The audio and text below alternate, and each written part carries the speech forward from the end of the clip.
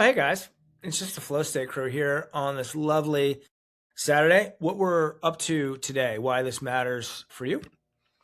67% of you are flirting with burnout.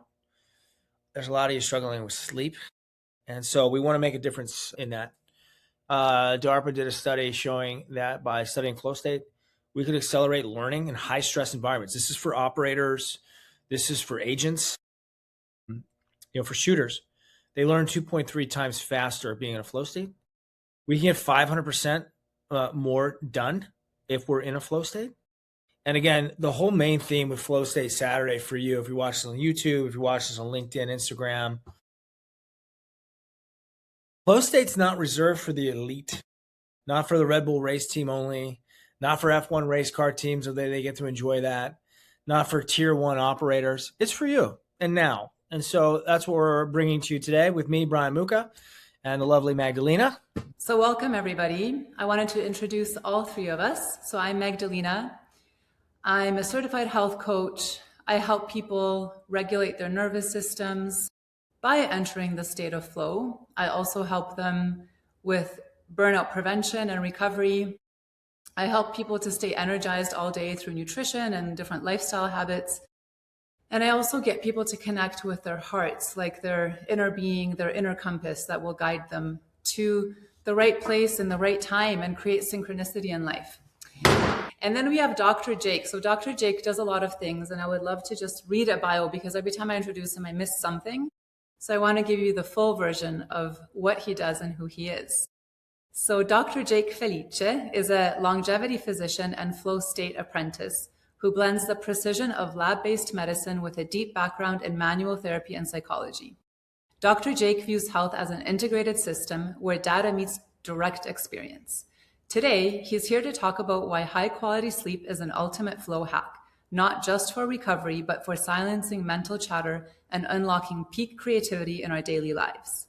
He blends insights from music, he actually plays the flute really beautifully, and surfing that can help you feel more in control of your creativity, well-being, and productivity. So he'll be speaking more today because last time he didn't get much of a chance. The internet was not cooperating, but today the internet looks like it's working really well. So he'll get more of a chance to share about his sleep hacks and advice. And then we've got Brian, I was going to say Dr. Brian Muka. I'll take it. You are a doctor in some ways. He's basically the modern day Jedi, a genius in so many ways, especially when it comes to combining flow state with technology and how to use technology in a way to leverage our time and to minimize burnout and help us to just flow more by doing less of these mundane tasks that AI can do for us. And he's actually creating his own AI agent. And he'll teach more about that at some point. He also used to be a bomb tech, both detonating and diffusing bombs through the US Navy. He's got all five fingers, all 10 fingers. So 10, yeah. He's now a leadership advisor, and along with us, he's doing flow state work to teach CEOs and leaders to live in a state of calmness, productivity, high performance, and minimal burnout. So take it away, Brian. He did a really beautiful exercise with the three of us earlier today to just get into a state of like heart coherence. And I'd love for him to do that for the audience right now, just to get us all connected on the heart level and into a state of flow. I love it. We're tapping into something that NICU nurses do very well, nonverbal communication. And so because these nurses can sync with these babies, they know immediately if something's not quite right before the test can show it. And so if you're in sales, if you're in influence and people can feel your heart, when the heart notes match the words, look out world, you are a dangerous human. So we're going to do that. I'm going to teach you how to create heart, brain, make my mind the weapon of my heart. That for me, that way God's will can also be my will, right? So how do I wield massive power? Make sure it's always for the good. It's through the heart and through love. So all I'm going to do first is I'm just going to pull my elbows backwards. So it's a heart opener. Bonus points if you have cacao in your coffee, the cacao papao, right? And then just come back down, keep the spine right. And I just want you to angle your head backwards and forwards. until you find the point of equilibrium where the skull just rests on the atlas and the axis. And while you're in this position, I have my fingers like this for some reason. I like mudras. Over my heart. Just take a deep breath in this space. And just let it go. Just like, yeah, no need to ride it actually. So breathe in again like a balloon. So suck in air like a balloon through your heart. And in 3, 2, 1, I'm going to pop your balloon. Ready? 3, 2, 1.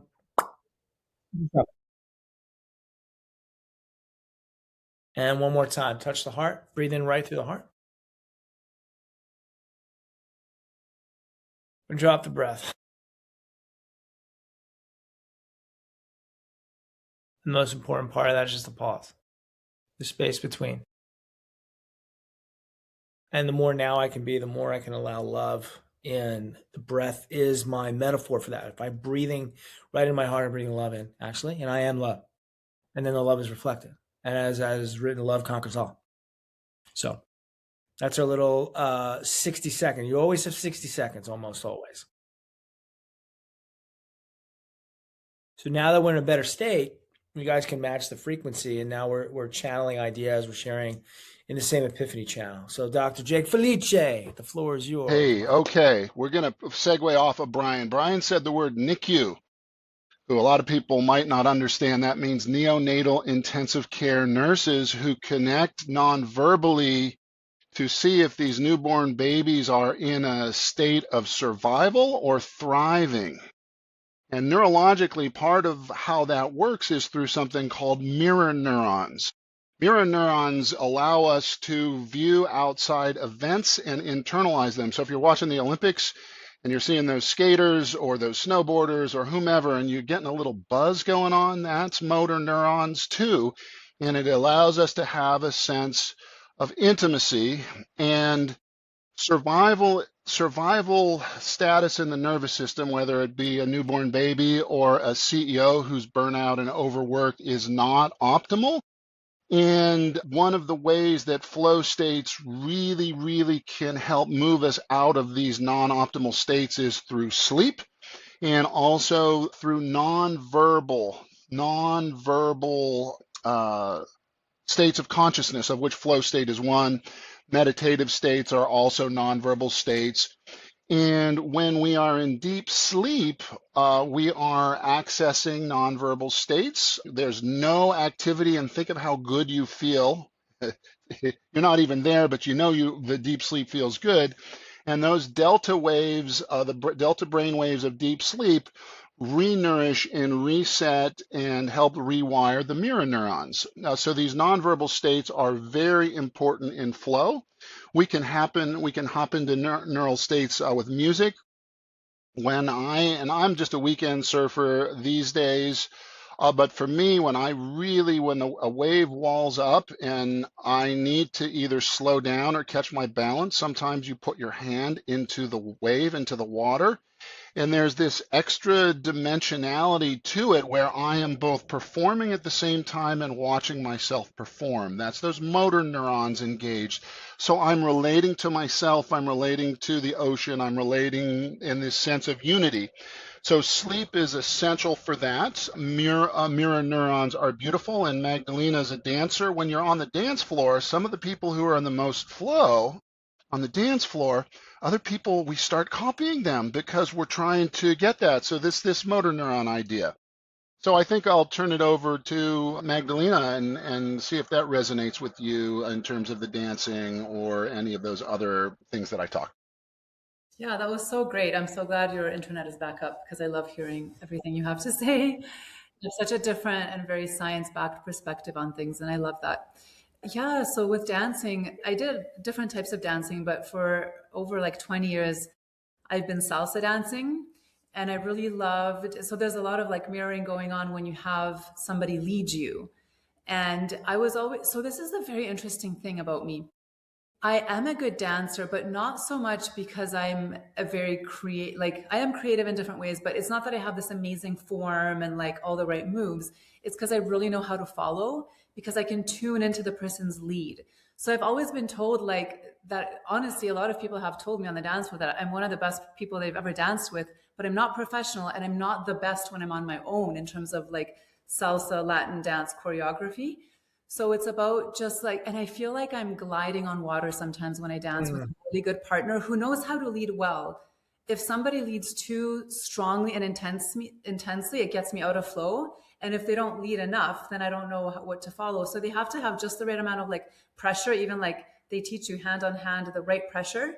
And I can just really pick up on that really, really easily. So that's kind of like a metaphor for life, right? Like, how do you tune into other people's little nudges in such a way that you can follow in the right direction? And even for me too, like picking up on people's like maybe little triggers, or just like the way their body language changes, to see like where they're at, to see if I need to maybe slow down or stop talking, or maybe I need to ask them a question. So when I say I do intuitive coaching, that's part of it, is like I really just tune into that person's energy and see how I can mirror it in such a way that feels good to them and that can guide them in the right direction and also help them to be present.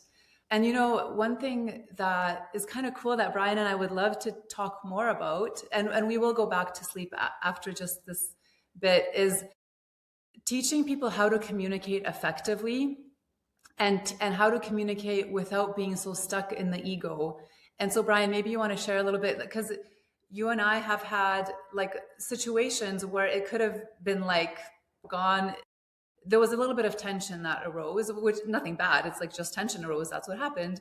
And we could have either created more tension and friction with whatever came up, or we could have created more coherence and a new possibility. And that's what happened every time. We so quickly were able to both jump into a state of, okay, let's meet each other where we're at. And like, rather than proving who's right, who's wrong, what's the right way to do and what isn't, we just decided to connect to what our intentions are, which we always have the same intention and the same idea, but we express it differently. And then we were able to resolve things so quickly. So Brian, do you want to speak a little bit about that before we bring it back to Dr. Jake? I do. So what I've learned in my experience is the more tension I have in my nervous system, the more everything looks like a threat. So Jake earlier this week was like, hey, if you want some feedback on the business plan you put together, I'd be open to that. And I like, so if I'm not sleeping and I'm living in a world of fight or flight, there's a lot of vagal tone. Why? You don't think it's good enough? So like, because I'm seeing like a reptile, even the help looks like a threat, right? So that's kind of the first thing. And I'm talking this way because most of you are fried. Your nervous systems are fried, right? And you know that, like irritability, not sleeping well, brain doesn't stop moving, like dropping your keys, clumsy. If you're running into walls and dropping, your nervous system is fried and it's trying to tell you something, right? You got to listen. So me as an operator and author, I'm watching you. I'm watching your breath. Like right now, Magdalena is leaning in, right? Jake's doing some flow stuff right now. And I have an awareness all the time. He's riding the long one or the medium one because he's a medium wave surfer. I need a t-shirt that says Small that. wave surfer, buddy. Small wave surfer. Right. So little Doheny, little tiny Doheny peelers. Sorry, medium wave sounds so funny though. I'm a medium wave guy. That's like probably a better way to say it. I got little tiny medium hands. Self-conscious about this. But see, so now watch, guys, just watch. Like as you're watching this, look at the change in the body states, right? Magdalena has a smile on. Jake's nodding his head. We're back in coherence. I'm always watching that, right? When I was 2 weeks old and, learning how to get the food that I needed, that was the turn on of my empathic superpowers. Thanks, Mom and Dad. Appreciate it. I needed you to do that. Now, as a breath facilitator, I'm watching your breath too. And it's a little challenging both with Jake and Magdalena because you guys are wearing sweaters. But so that breath was right into the chest, right? It's not a belly breath yet. So maybe there's a little bit I'm just making this up, right? So if I notice a change in state, I can tell someone's nervous system. I don't recommend you do that in the beginning because it looked really weird, right? So imagine Magdalena and I just met and I'm staring at her chest, trying to figure out if she feels safe or not. And me staring at her chest probably not going to make her feel very safe. You know what I mean? But I swear, I'm just watching your breath. I said breath, not the other. Yeah. Right. So what you could do initially to take Yes, the breath. temperature in the I'm room, watching your breaths. breaths. Yes. That's hilarious. I'm going to watch the blinking. So Magdalena, if you could, hey, we need to talk about this particular thing like today. Could you say that to me? Say what to you? Like, hey, we have a crucial conversation that we need to have. Yeah, sure. I was going to add something, but I won't diverge Just too much. make it feel real for me, so I can just demonstrate my reaction. Sure. I just wanted to say one thing about blinking. Really good actors don't blink a lot. They like just keep their eyes open, just so you know.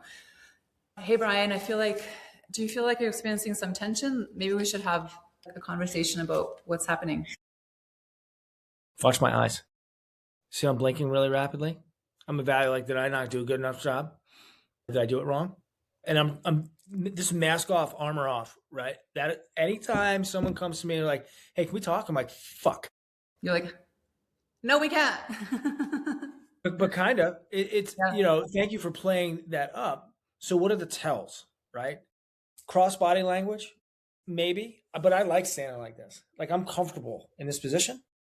So it's not so much like closed body language, like my feet are crossed right now. It's just comfortable for me. And I'm actually doing that on purpose to get my left hemisphere and my right hemisphere to do the handshake through the corpus callosum. So it isn't a cross body language. Sometimes it's like touching the face. But if you just get in the habit of watching the eye flutter, I can tell how, and you can now tell that you know this dimension. Just start to notice how fast people are blinking their eyes, and you'll get a quick temperature check on, hey, how is this going? And if all of a sudden, the eye blink increases, that person's not safe anymore. And like when I'm really enamored and I'm playing the drums, I don't blink. When I'm at the shooting range, I don't really blink that much either because I want to take it as much light and I'm fully focused. So there's some human stuff that you can do with experimenting with longer periods of non-eye blinking time for trance. There's a lot that the eyes, because they're the part of the brain, the only part of the brain that's outside of the skull that I can look at. So ophthalmology is really, really cool when it comes to flow and what I notice, and there's points of focus in that. So before we even have a crucial conversation and work through stressors and storming and forming a team, just take the temperature. Where am I at stress-wise? Oh, I'm tired, right? So I'm just going to say that. Like I'm tired and I'm irritable. I've had 3 coaching sessions already today. So you might not get me at my best. Just be nice to me. Wow, I'm just vulnerable. And any story the other person would have made up, like this person doesn't like me. Why is he being such a dick right now? Like he's not a dick. He's just tired. There isn't the statesman and the polish sometimes. And it might not even be a good time to talk in that case. Then you just you state that, and then you say, hey, let's chat in a time when I'm feeling a little more open to this. And then you postpone the conversation. And it's all good. Instead of the drive-by, like, hey, I got to talk to you about something. Great. It's not my priority right this second. Okay? Because I might not even be able to have to hear it. And then if I'm in the middle of a 90-minute Pomodoro session and you interrupt me at minute 37, it's going to take me 37 fucking minutes to get back to the place where I was making art. So I got to be really careful of interrupting somebody's flow state. Magdalena and I had 2 states 2 times this week. We were supposed to meet and I'm like, I'm in it. I'm in a flow state. Love you. Look forward to talking. Do you mind if we postpone this? Like the lightning bolts are coming through the channel right now. Yeah, let's talk another time. And so sometimes not having the crucial conversation, the right thing at the wrong time is the wrong thing. Stay tuned tomorrow for part 2 of our Flow State Studio Saturday live show. More treasure coming.